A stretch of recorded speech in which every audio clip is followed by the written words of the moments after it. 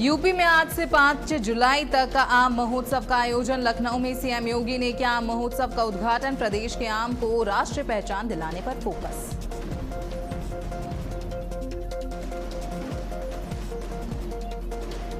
UP TET परीक्षा का दूसरा दिन आज 2 पालियों में आयोजित हो रही शिक्षा पात्रता परीक्षा। हजारों अभ्यर्थी परीक्षा में शामिल। परीक्षा केंद्रों पर कड़ी सुरक्षा व्यवस्था के इंतजाम किए गए।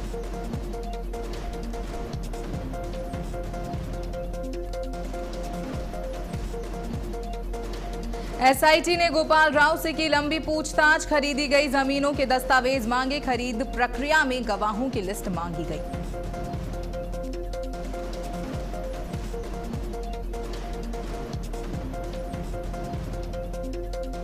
अमरनाथ गुफा के लिए पहला जत्था रवाना। पहलगाम और बालटाल से निकला श्रद्धालुओं का पहला जत्था। सुरक्षा में तैनात किए गए 7,000 से ज्यादा जवान।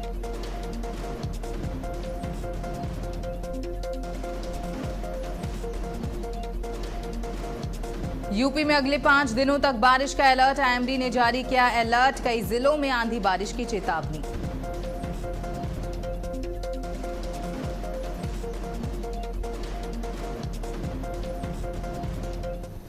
नमस्कार, आप देख रहे हैं भारत अपडेट और मैं हूं आपके साथ जैनिश मसीह। बुलेटिन की शुरुआत करेंगे बड़ी खबर के साथ। तो ये लखनऊ से बड़ी खबर, जहां आपको बताते चलें कि यूपी में आज से मैंगो फेस्टिवल की शुरुआत हो गई है।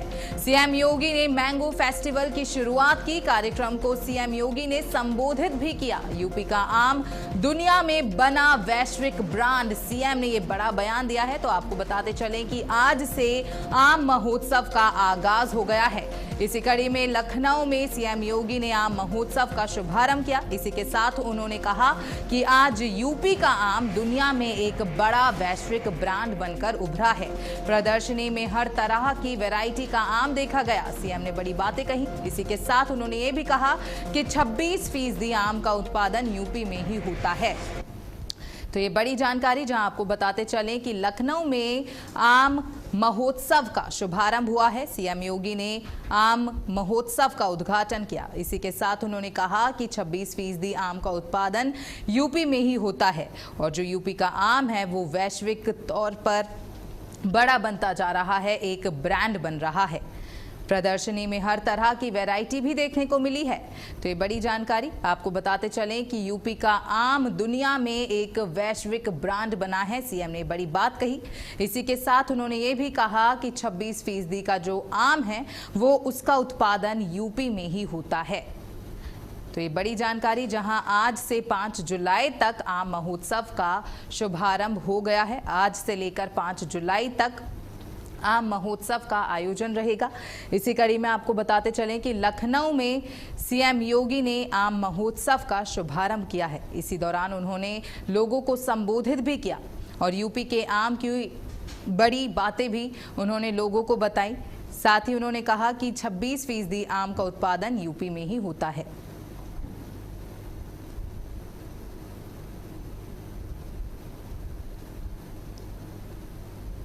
व्यक्ति के अंदर क्या क्षमता है, इंडिविजुअल का पता लगता नहीं, लेकिन जब उसको सरकार के स्तर पर कोई प्लेटफॉर्म प्राप्त होता है और वहां पे शोकेसिंग का अवसर प्राप्त होता है तो लोगों को पता लगता है कि कितनी वैरायटी है आम की और यूपी के अंदर कितनी है।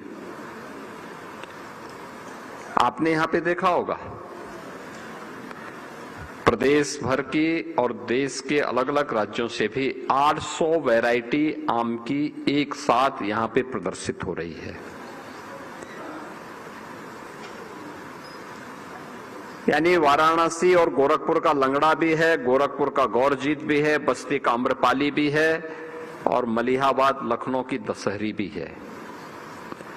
बागपत और सहारनपुर का रटोल भी है और प्रदेश भर के अलग अलग जनपद और अलग अलग कमिश्नरी में पैदा होने वाली अद्भुत आम की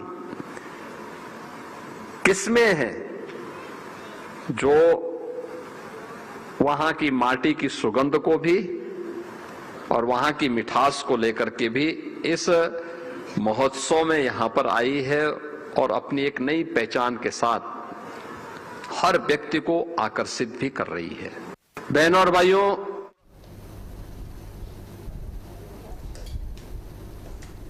तो सीएम योगी ने मेगा फेस्टिवल की शुरुआत की है। आपको बताते चलें कि आज से 5 जुलाई तक इस मेगा फेस्टिवल का आयोजन रहेगा। साथ ही यूपी का आम अब दुनिया में एक बड़ा वैश्विक ब्रांड बनकर उभरा है। ये बड़ी बात सीएम की ओर से कही गई। इसी के साथ आपको ये भी बताते चलें कि यूपी के आम को राष्ट्रीय तौर पर, ये बड़ी जानकारी, जहां सीएम योगी ने मेगा फेस्टिवल की शुरुआत की है, वहीं कार्यक्रम को सीएम योगी ने संबोधित भी किया है।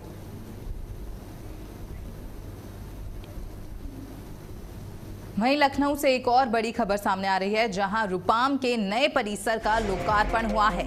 RUPAAM के नए परिसर का लोकार्पण हुआ है। 22 एकड़ में बना प्रशासनिक प्रशिक्षण भवन, IAS PCS अफसरों को मिलेगा प्रशिक्षण। तो ये बड़ी जानकारी, जहां आपको बताते चलें कि सीएम योगी ने लोकार्पण किया है। इसी के साथ 22 एकड़ में बना प्रशासनिक प्रशिक्षण भवन, IAS PCS अफसरों को प्रशिक्षण मिलेगा। इसी के साथ 22 एकड़ में प्रशासनिक प्रशिक्षण भवन बनकर तैयार हुआ है। तो लखनऊ में RUPAAM के नए परिसर का लोकार्पण हुआ। आपको बताते चलें कि सीएम योगी ने लोकार्पण किया है।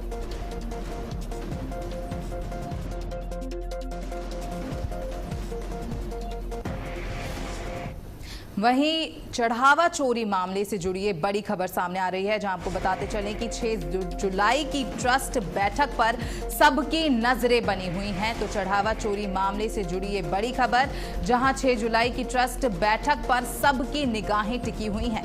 आपको बताते चलें कि चंपत राय को नोटिस देने की तैयारी की जा रही है। साथ ही अनिल मिश्रा को भी नोटिस जारी की तैयारी की गई है। दोनों से लिखित मौखिक जवाब मांगा जाएगा। जवाब के बाद ही होगी आगे की कार्रवाई। तो बड़ा अपडेट, ये बड़ी जानकारी आपकी टीवी स्क्रीन पर, जहां आपको बताते चलें कि चंपत राय और अनिल मिश्रा दोनों पर ही एक्शन देखने को मिलने वाला है, क्योंकि दोनों को ही नोटिस भेजने की तैयारी की जा रही है। बायलॉज के तहत पहले स्पष्टीकरण जरूरी है, बिना जवाब सीधे कार्रवाई नहीं की जाएगी। साथ ही आपको ये भी बता दें कि ट्रस्टियों की सहमति से ही अंतिम फैसला लिया जाएगा।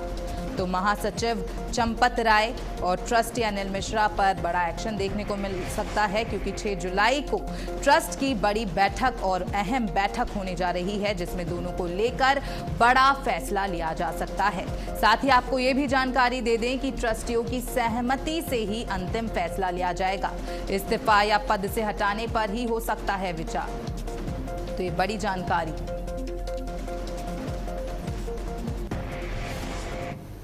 वहीं इसी मामले से जुड़ी एक और बड़ी खबर सामने आ रही है, जहां पुलिस ने आरोपी अविनाश शुक्ला को रिमांड पर लिया है। 13 घंटे की पुलिस रिमांड में पूछताछ जारी। पुलिस लाइन में आरोपी से पूछताछ जारी। तो ये बड़ी जानकारी आपकी टीवी स्क्रीन पर, जहां आपको बताते चलें कि चढ़ावा चोरी मामले में पुलिस का एक्शन लगातार जारी है। इसी कड़ी में पुलिस ने आरोपी अविनाश शुक्ला को रिमांड पर लिया है। आपको बताते चलें कि अविनाश शुक्ला को 13 घंटे की रिमांड पर पुलिस ने लिया है। इसी के साथ अविनाश शुक्ला से लगातार पुलिस पूछताछ कर रही है। 30 सवालों की सूची के साथ पुलिस जांच में जुट गई है। वहीं किराए के घर और पैतृक गांव ले जा सकती है पुलिस अविनाश को। साथ ही दान चोरी मामले की जांच और ज्यादा तेज हो गई है। कई पहलुओं की पड़ताल पुलिस की ओर से की जा रही है। तो आपको बताते चलें कि चढ़ावा चोरी के इस पूरे मामले को लेकर प्रशासन और पुलिस एकदम अलर्ट है, जिस कड़ी में आपको बता दें कि हर रोज नए नए खुलासे हो रहे हैं, नए नए एक्शन पुलिस की ओर से लिए जा रहे हैं। इसी कड़ी में अविनाश से भी पुलिस पूछताछ कर रही है। 13 घंटे की पुलिस रिमांड में अविनाश शुक्ला को लिया गया है। साथ ही ये जानकारी भी सामने आ रही है कि उसे उसके पैतृक गांव ले जाया जा सकता है। वहीं दान चोरी मामले में पुलिस की जांच और ज्यादा तेज हो गई है। वहीं खबरों में आगे बढ़ते हुए आपको बता दें कि अलीगंज अग्निकांड के बाद लखनऊ विकास प्राधिकरण लगातार सीलिंग की कार्रवाई कर रहा है। वहीं लखनऊ विकास प्राधिकरण के उपाध्यक्ष प्रथमेश कुमार से हमारे संवाददाता प्रणवीर कुमार पांडे ने खास बातचीत की। आइए सुनिए।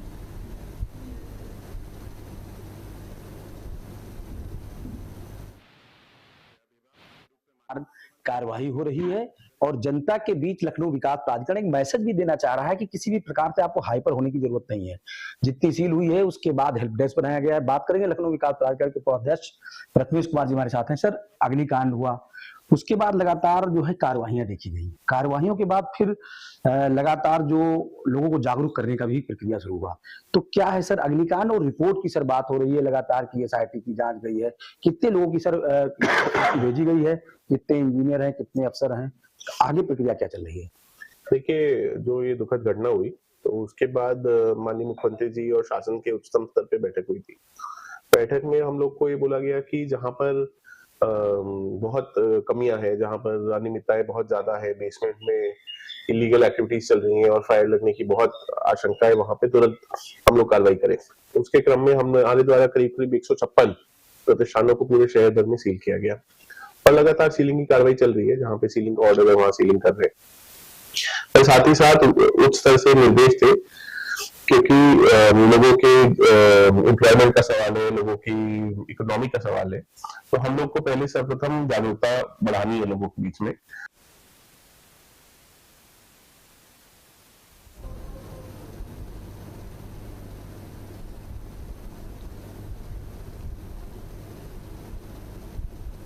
और जनता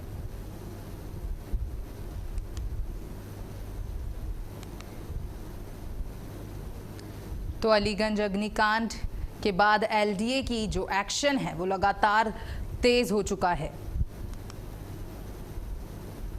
और वहीं खबरों में आगे बढ़ते हुए आपको बता दें, बहराइच में भारत नेपाल सीमा स्थित रुपई डीहा बॉर्डर के दौरे पर पहुंचे DIG अशोक शुक्ला ने भारी मात्रा में कोडीन सिरप की बरामदगी पर कड़ी नाराजगी जताई।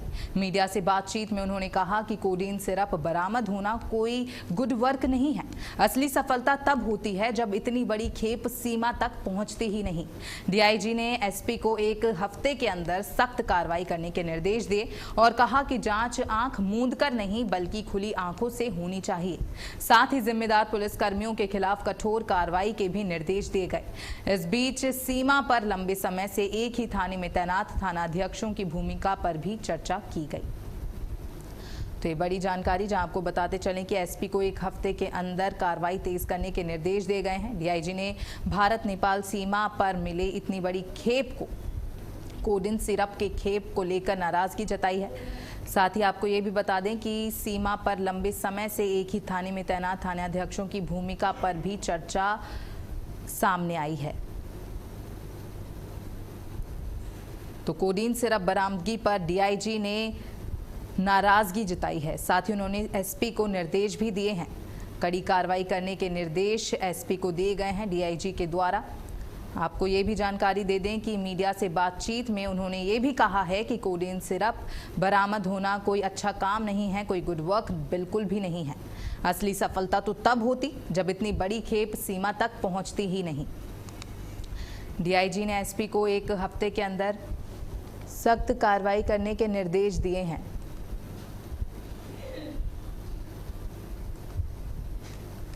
वहीं इस बीच सीमा पर लंबे समय से एक ही थाने में तैनात थानाध्यक्षों की भूमिका भी चर्चा में आ गई है। तो DIG ने भारत नेपाल सीमा, तो आप जानते हैं कि भारत नेपाल आपस में मैत्री देश हैं, तो यहाँ पे दोनों तरफ के ओर से मैंने बात किया, मुलाकात किया, एक दूसरे की परेशानी, एक दूसरे के सहयोग की अपेक्षा किया।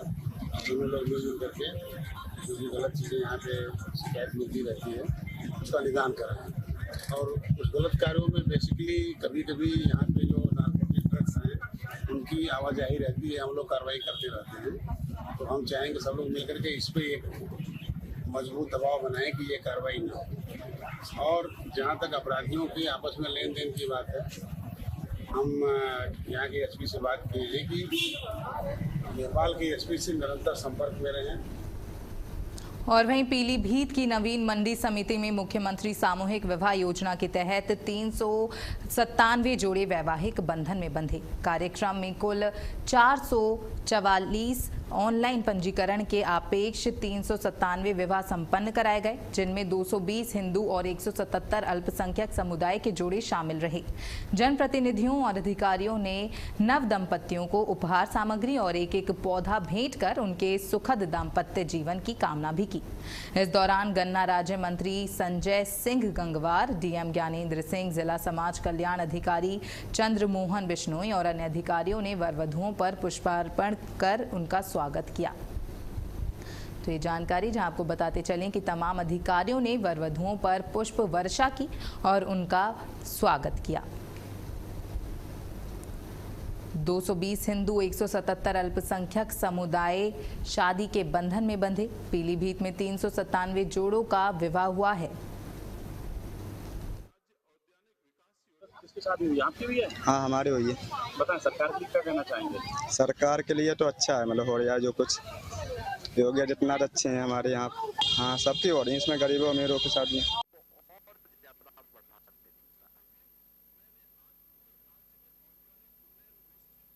पीलीभीत में मुख्यमंत्री सामूहिक विवाह का आयोजन किया जा रहा है, जिसमें आज सैकड़ों यहां पर जोड़ों को बंधन में बांधा गया है। आपको बता दें, आज पीलीभीत शहर विधानसभा के ब्लॉक क्षेत्र में आने वाले लोगों को यहां पर शादियां कराई जा रही हैं मुख्यमंत्री योजना के तहत। तो आपको बता दें, कल 3 जुलाई को बरखेड़ा, उसके बाद बीसलपुर विधानसभा की शादियां कराई जाएंगी। वहीं आपको बता दें, मुख्यमंत्री योजना से मिलने वाले लाभ भी उन जो हैं वधु हैं, वधु पक्ष को लाभ भी दिया जा रहा है। सरकार की योजना से पहले से अधिक लाभ कर दिया गया है। तो यहाँ पर आज काफी बड़ी संख्या में, सैकड़ों की संख्या में यहाँ पर दो जो वर और वधु को परिणय सूत्र बंधन में बांधा जा रहा है। यहाँ पर मुस्लिम जोड़े भी आए हैं और हिंदू धर्म के जोड़े आए हैं। तो मुस्लिम जोड़ों को उनके मौलवी साहब उनका निकाह पढ़ा रहे हैं और हिंदू जोड़ों को वहाँ पर पंडित जी उनकी भौरियां डलवाकर मंत्रो जाप करा रहे हैं। पीलीभीत से भारत अपडेट के लिए कैमरामैन मोहम्मद दानिश के साथ सरदार सिद्दीकी। और अगली खबर हरदोई से है, जहां उत्तर प्रदेश शासन ने हरदोई के जिला बेसिक शिक्षा अधिकारी डॉक्टर अजित सिंह को तत्काल प्रभाव से निलंबित कर दिया है।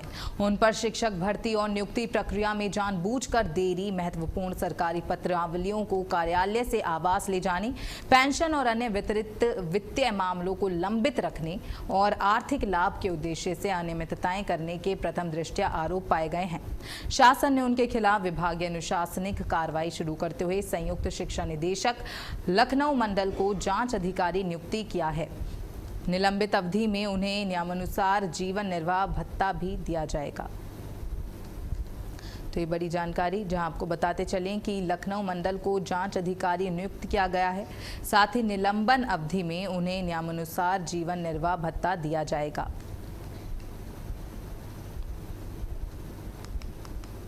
खबरों में आगे बढ़ते हुए आपको बता दें, बहराइच में सरयू नहर से करीब 3 साल के एक अज्ञात मासूम बच्चे का शव मिलने से इलाके में हड़कंप मच गया।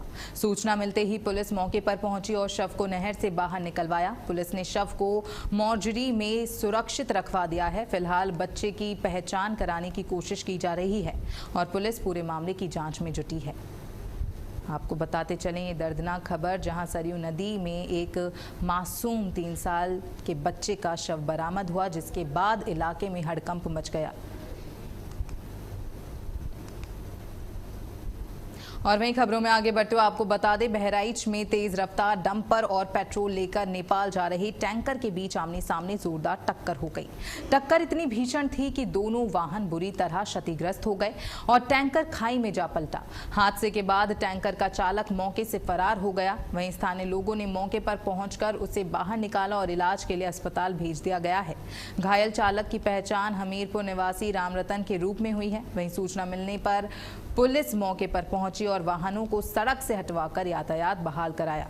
हादसे में किसी भी तरह की कोई जनहानि की सूचना नहीं है। फिलहाल पुलिस मामले की जांच में जुटी हुई है। तो आपको बताते चलें, तेज रफ्तार का यहां कहर देखने को मिला, जहां पेट्रोल लेकर नेपाल जा रहा टैंकर खाई में पलट गया। हालांकि गनीमत रही कि किसी भी तरह की कोई जनहानि इस हादसे में नहीं हुई है। वहीं पुलिस मौके पर पहुंची, साथ ही पुलिस ने सड़क को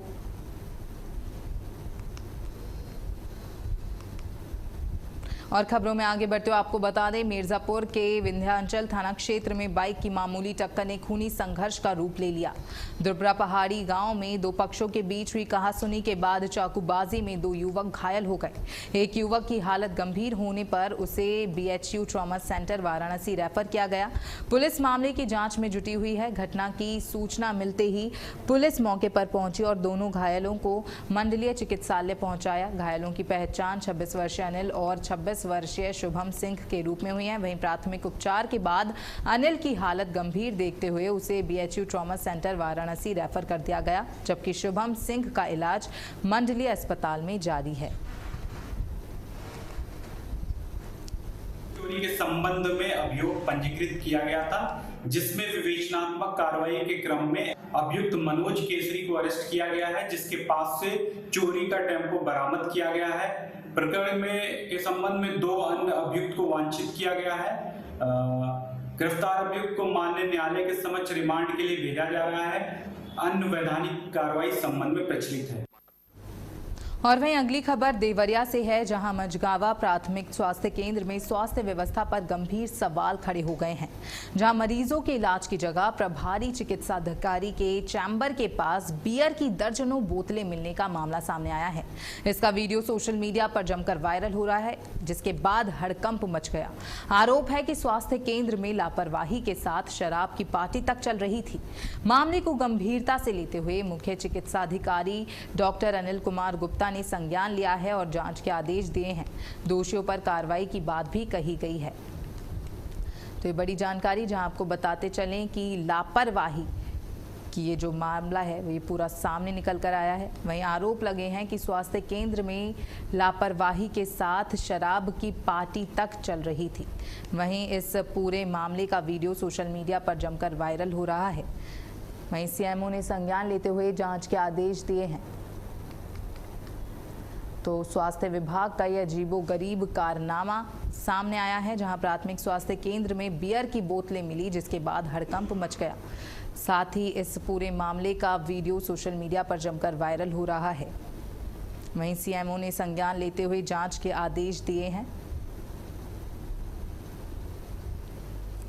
आपको बताते चलें कि प्राथमिक स्वास्थ्य केंद्र में बियर की बोतलें मिली, जिसके बाद हड़कंप मच गया और इसका वीडियो सोशल मीडिया पर जमकर वायरल हो रहा है, जिसके बाद लोगों में आक्रोश भी देखने को मिल रहा है, लोगों में नाराजगी देखने को मिल रही है। वहीं CMO ने इस पूरे मामले का संज्ञान लिया है और सख्त से सख्त कार्रवाई के निर्देश दिए हैं। वहीं प्रयागराज के मेजा थाना क्षेत्र के कुकुर कटवा गांव में हुए तिहरे हत्याकांड के पीड़ित परिवार से आज औद्योगिक विकास मंत्री नंद गोपाल गुप्ता नंदी, पुलिस कमिश्नर जोगेंद्र कुमार और जिलाधिकारी मनीष कुमार वर्मा ने मुलाकात की। इस दौरान मुख्यमंत्री विवेकाधीन कोष से स्वीकृत 15 लाख रुपए की आर्थिक सहायता का चेक परिजनों को सौंपा गया। साथ ही 5 परिजनों को एक बिस्वा आवासीय भूमि के पट्टे के दस्तावेज भी दिए गए हैं। मंत्री ने भरोसा दिलाया कि सरकार हर कदम पर साथ है और दोषियों को कठोर से कठोर सजा दिलाई जाएगी। तो आपको बताते चलें, पीड़ित परिजनों को आवासीय भूमि के आवंटन पत्र सौंपे गए। तो ट्रिपल मर्डर में पीड़ित परिवार को सरकार ने हर संभव मदद का आश्वासन दिया है। प्रधानमंत्री जी के कुशल मार्गदर्शन में और माननीय मुख्यमंत्री जी के नेतृत्व में पिछले 9 सालों में सरकार ने सुशासन को स्थापित किया है और अपराधियों का समूल नाश करने का जो बीड़ा उठाया है, उसमें कोई भी अपराधी अगर अपराध करता है तो बख्शा नहीं जाता। माननीय मुख्यमंत्री जी ने उन अपराधियों पर सख्त और कठोर कार्रवाई करने के निर्देश दिए हैं और आप सब जानते हैं कि तुरंत तत्काल पुलिस ने घटना का अनावरण किया और जो भी अपराधी थे जेल भेजे गए। और वहीं अगली खबर उन्नाव से है, जहां एक दर्दनाक सड़क हादसे में 3 रिश्तेदारों की मौत हो गई। ककरारी इलाके में सड़क किनारे खराब ट्रक का टायर बदला जा रहा था, तभी तेज रफ्तार अज्ञात वाहन ने वहां मौजूद 3 लोगों को टक्कर मार दी। हादसे में एक व्यक्ति की मौके पर ही दर्दनाक मौत हो गई, जबकि 2 अन्य ने इलाज के दौरान दम तोड़ दिया। मृतक रायबरेली और प्रतापगढ़ के रहने वाले थे और आपस में रिश्तेदार थे। पुलिस ने शवों को पोस्टमार्टम के लिए भेज दिया है और फरार अज्ञात वाहन की तलाश में जुटी हुई है। तो आपको बताते चलें कि खड़े ट्रक में तेज रफ्तार वाहन ने टक्कर मारी, जिसके बाद 3 लोगों की मौत हो गई। वहीं आपको ये भी जानकारी दे दें, ये तीनों आपस में रिश्तेदार थे, जिसके बाद परिवार में कोहराम मच गया। और इसी के साथ इस बुलेटिन में फिलहाल इतना ही। आप देखते रहिए भारत अपडेट। नमस्कार।